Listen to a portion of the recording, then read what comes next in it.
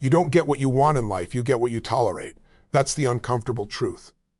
Every small annoyance you ignore, every lazy habit you excuse, every corner you cut, you're training yourself to accept a lower standard. And over time, that becomes your identity. Look closely at your life.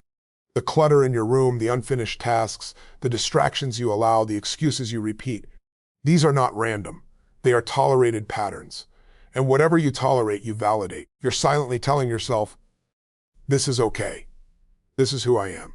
If you want to master the small things, you need to develop a zero-tolerance mindset. Start with awareness.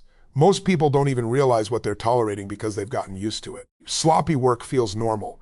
Being late feels normal. Procrastination feels normal. That's the trap. What feels normal is often what's holding you back. So you need to interrupt that pattern. Take a pen and write down everything you're currently tolerating that you know is lowering your standards. Be honest. It could be waking up late, skipping workouts, scrolling endlessly, leaving things half done, avoiding difficult conversations, or even negative self-talk. Nothing is too small. In fact, the smaller it seems, the more dangerous it is because it slips under your radar.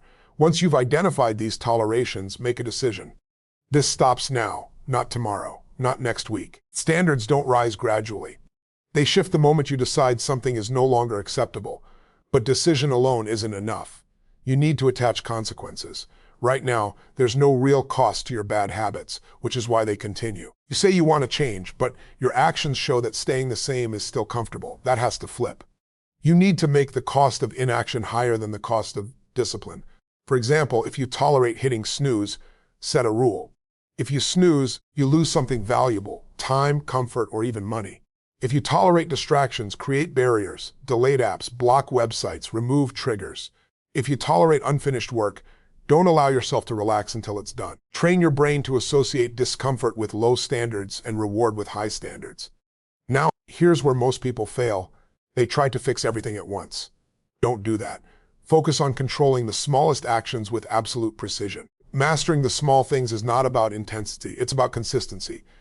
It's about doing simple actions the right way every time. Making your bed, showing up on time, finishing what you start. Speaking with intention. These are not insignificant. They are the foundation of discipline. Think of it this way. If you can't control the small things, you won't control the big things. Life doesn't suddenly demand greatness from you. It tests you in the smallest moments. And those moments reveal your true standard. So raise your awareness during the day. Catch yourself in real time. When you're about to cut a corner, pause. When you feel the urge to procrastinate, interrupt it. When you notice something out of place, fix it immediately. These micro decisions are where standards are built. Another critical shift. Stop negotiating with yourself. The moment you say, I'll do it later, you've already lowered your standard. Replace negotiation with execution. Decide once, then act. No debate, no delay. Also, change your environment. Your surroundings either reinforce your standards or weaken them. If you're constantly in a space that encourages laziness or distraction, you're fighting an uphill battle. Clean your space. Organize your tools. Surround yourself with cues that demand discipline. Finally, build pride and precision. There's a different energy when you do things properly. When your work is clean, your actions are intentional, and your habits are sharp. You feel it. That confidence compounds. It pushes you to operate at a higher level in everything you do. This is not about perfection. It's about ownership. It's about refusing to let small weaknesses slide, because you understand they lead to bigger failures. At the end of the day, your life is a reflection of what you've been willing to tolerate. If you want a different life, you need different standards. And that starts by eliminating what you hate, completely, decisively, and immediately. No more excuses. No more waiting. Raise the standard and live it daily. You don't consistently act against who you believe you are. That's the rule. Your identity is the invisible force behind every habit, every decision, and every result you produce. If your identity says, I'm inconsistent, your actions will prove it. If it says, I'm disciplined, your behavior will align with that, especially in the small moments. So if you're trying to improve your habits without changing your identity, you're fighting yourself. That's why most people start strong and fall off. Their goals change, but their identity stays the same. To master the small things, you must redefine who you are at a core level. Start by getting brutally honest about your current identity. Not what you want to be, but what your actions prove you are. Look at your daily patterns. Do you follow through? Do you keep promises to yourself? Do you handle small tasks with precision or avoid them? Your behavior is your identity in motion. Write it down clearly. Statements like, I'm someone who procrastinates under pressure. I start things but don't finish them. I only work hard when I feel motivated. This isn't about judging yourself, it's about seeing reality. Because you can't change what you refuse to acknowledge. Now, define the identity that produces the life you want. Be specific, not vague ideas like, I want to be better, but clear, non-negotiable traits. I am someone who executes immediately. I finish what I start. I handle small tasks with full attention. I do what needs to be done, whether I feel like it or not. This is your new standard. But here's the key. Identity is not built through words. It's built through proof. You need evidence. Every time you act in alignment with your new identity, you cast a vote for it. Every small win reinforces it. And every time you break your word, you weaken it. That's why mastering the small things is so powerful. It gives you constant opportunities to prove who you are. So shrink the battlefield.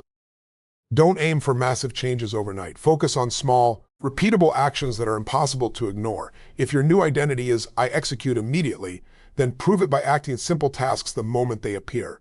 Reply to that message now. Clean that space now. Start that task now. No delay. If your identity is, I finish what I start, then stop leaving things half done. Even if it's something small, complete it. Build a track record of closure. If your identity is, I'm disciplined, then show it in the basics. Waking up on time, sticking to your schedule, controlling distractions. These are your proving grounds. Next, eliminate identity language that weakens you. Phrases like, I'll try, I'm working on it, or I hope I can, keep you stuck. Replace them with certainty. I do this. This is who I am. I don't break my standards. Language shapes belief, and belief drives action. Another critical move. Stop attaching your identity to your past. Just because you've been inconsistent doesn't mean you are inconsistent. That's a pattern, not a permanent trait. The moment you decide and act differently, you begin rewriting that story. But be careful. Your brain will test you. It will look for evidence to pull you back into your old identity. It will say, see, you slipped again. Nothing changed. Don't buy into that. One mistake doesn't define you. Repeated patterns do. Stay focused on stacking wins. Environment also plays a role. If you're surrounded by people or habits that reinforce your old identity, change it. Your environment should reflect who you're becoming, not who you used to be. Clean up distractions. Organize your space. Put yourself in situations where your new identity is required, not optional. Now, here's where most people fall short. They wait to feel like their new identity before they act. That's backwards. You act first, then the identity follows. Confidence is built through action, not the other way around, so stop waiting. Start proving. At the end of each day, review your actions. Ask yourself, did I act like the person I said I am? If yes, reinforce it. If not, correct it immediately the next day. This daily feedback loop keeps your identity sharp and intentional. Over time, something shifts. The actions that once felt forced become natural. The discipline that once required effort becomes automatic. And the small things you used to ignore become non-negotiable. That's when you know your identity has changed. And once your identity changes, everything else follows. Because now, you're no longer trying to be disciplined. You are disciplined. You don't chase standards. You live them. Change doesn't happen because something sounds like a good idea. It happens when staying the same becomes too painful to tolerate. Right now, if you're stuck in average habits, it's because there's not enough emotional cost attached to them. Your brain is wired for comfort. If your current behavior feels fine, you'll keep repeating it even if it slowly destroys your progress. So the goal is simple. Make staying the same hurt. You need to stop seeing your small bad habits as harmless. They're not neutral. They're expensive. Every time you procrastinate, delay, cut corners, or ignore the basics, you're reinforcing a version of yourself that stays stuck. And the real damage isn't just today. It's the compound effect over months and years. Start by forcing yourself to see the truth clearly. Take one habit you've been tolerating. Something small but consistent.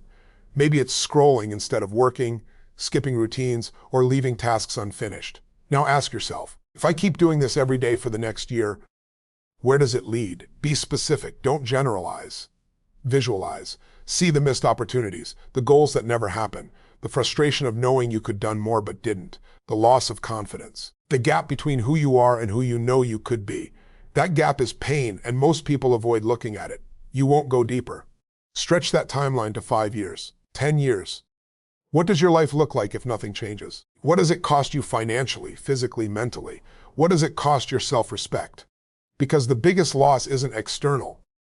It's internal. It's becoming someone who doesn't trust themselves.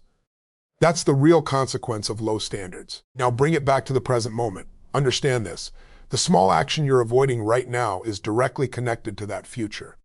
It's not separate. It's the same path, just earlier. This is where you flip the switch. Instead of linking comfort to avoiding the task, you link pain to it. You train your mind to see inaction as the real threat. When you think about skipping something, your brain should immediately associate it with long-term loss, regret, and stagnation. But don't stop at visualization, add real consequences. Right now, your bad habits are cheap. There's no immediate penalty, so they continue. You need to change that by creating a system where failing to act costs you something tangible. For example, if you don't complete a task, you lose time you plan for relaxation. If you break a commitment, you add an extra challenge to your day. If you delay action, you remove a comfort or reward you were looking forward to. The key is consistency. The consequence must happen every time, not just when you feel like enforcing it. This builds a direct link between low standards and discomfort. At the same time, reward the behavior you want. When you act immediately, when you follow through, when you handle small things properly, acknowledge it. Build a sense of pride around execution. This creates a powerful contrast. Pain for staying the same, reward for stepping up. Now here's where it becomes real. Use the moment of decision. Most of your growth doesn't happen in big breakthroughs. It happens in split-second choices. The moment you think, I'll do it later, that's the exact point where your future is decided. So interrupt it. The second you feel resistance, remind yourself of the cost. Not in a vague way, but clearly. If I skip this, I stay the same. If I stay the same, I lose. Keep it sharp and immediate, then act. No delay. No overthinking, just movement. Because action breaks the pattern, and every time you break it, you weaken the old behavior and strengthen the new one. Another important shift. Stop negotiating with comfort. Comfort is not your guide. It's your test. The things that feel easy to avoid are usually the things that matter most. So when something feels slightly uncomfortable but necessary, treat that as a signal to move toward it, not away. Also, tighten your standards around the small things. Don't wait for big failures to correct yourself. Catch the tiny slips.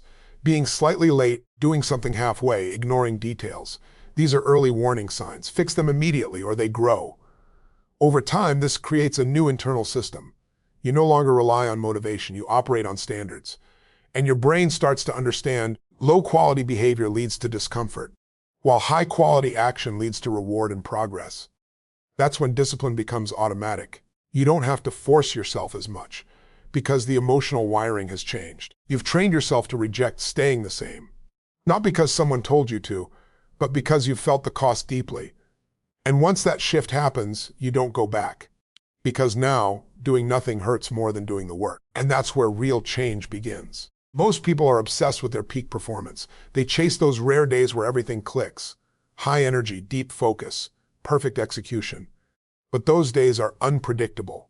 They depend on mood, motivation, and external conditions. If your success relies on those moments, your results will always be inconsistent. What actually shapes your life is not your maximum. It's your minimum. Your minimum is what you do on your worst days. When you're tired, distracted, unmotivated, or stressed, how do you perform then? That baseline determines your progress, because while peak days are occasional, average and low energy days are frequent. If you want real control, you need to raise your floor. Start by accepting this. You will not feel motivated every day. You will not have perfect conditions. Waiting for that is a losing strategy. Instead, you build a system where progress happens regardless of how you feel. That system is built on non-negotiables. Non-negotiables are the actions you complete no matter what. Not based on mood, not based on time, not based on excuses.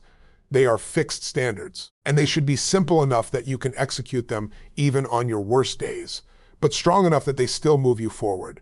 For example, a minimum amount of focused work, even if it's short, a basic physical routine, even if it's not intense. Completing your most important task before anything else. Keeping your environment clean and organized. These are not optional. They are your baseline. The mistake most people make is setting standards that are too high to sustain daily. They aim for perfection, burn out, then collapse back to zero. That cycle destroys consistency. Instead, your minimum should be realistic but strict. It should stretch you slightly, but never break you, because consistency beats intensity. Doing a small set of actions every single day builds momentum. It creates stability. It reinforces your identity as someone who shows up, regardless of circumstances.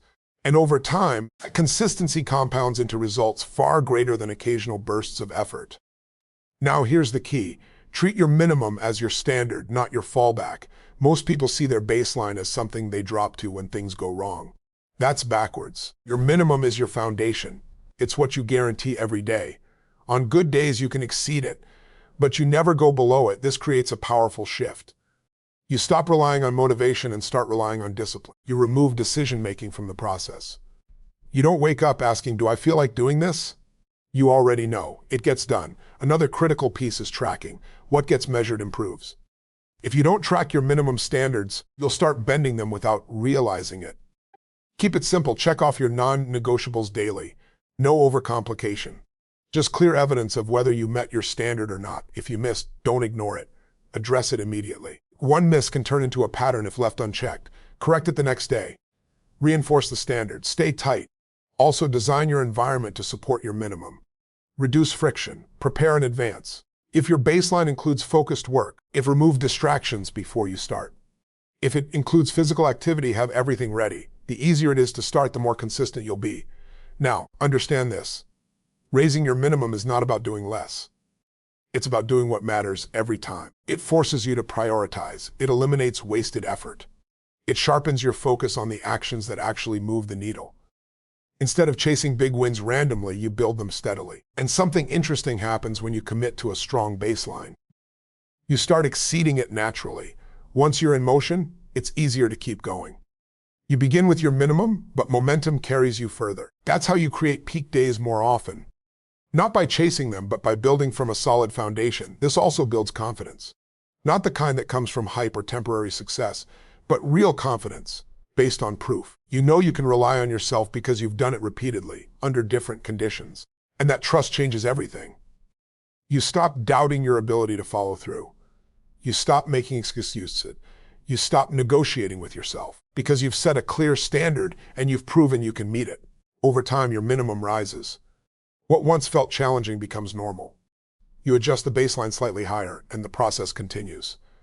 Step by step, your standard evolves. That's how real growth works. Not through sudden leaps, but through controlled, consistent upgrades. At the end of the day, your success is not defined by what you do occasionally. It's defined by what you do consistently, especially when it's hard. So stop chasing your best days. Build a standard that holds on your worst days. Realign your minimum, and your maximum will take care of itself.